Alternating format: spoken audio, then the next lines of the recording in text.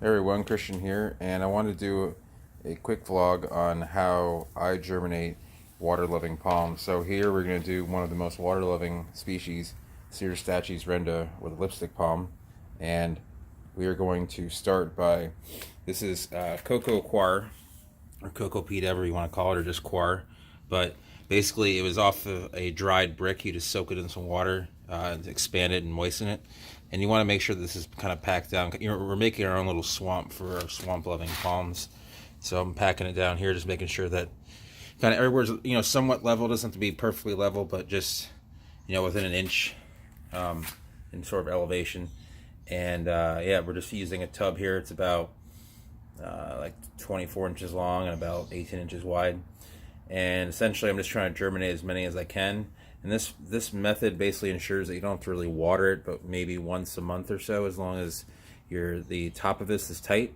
So our seed right here is just, we've kept it in vermiculite, which is a volcanic rock, and it's kind of like a wetting agent. You use it a lot in soils to just kind of keep moisture in. A lot of times I'll pack seed or I'll receive seed that has vermiculite in it to kind of keep the moisture in the bag. I'm sorry, in the seed, so to speak, just to kind of keep it from escaping.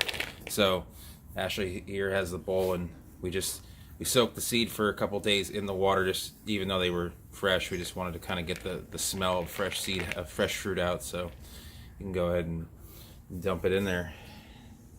It's kind of like just sprinkling, honestly, like you would maybe some sort of vegetable garden. I don't really plant vegetables, so this is how I've seen it done.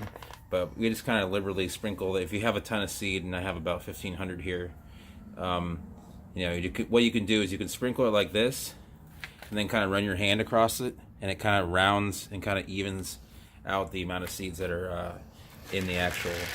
You don't want them kind of like all in one little bunch. You want them to be separated by a little bit of soil there. So, but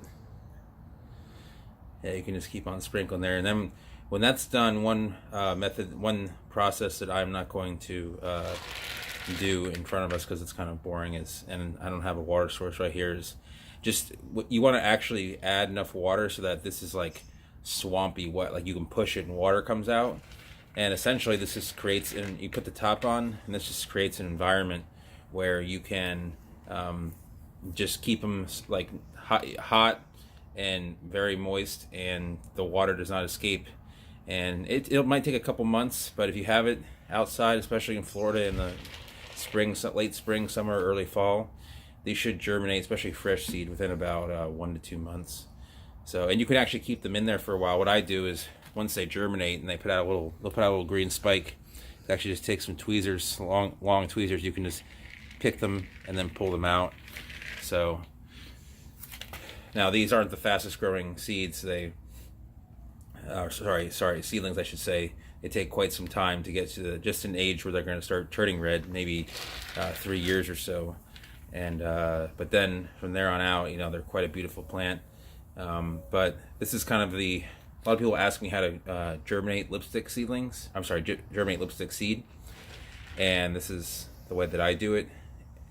And it's really kind of a set it and forget it sort of situation, where a lot of seeds I plant in a pot the normal open air way, and I have to kind of monitor the water or hope that it just rains all the time. And this time of year, April and May, are some of the worst months because it's nice and warm, but it's also nice and dry.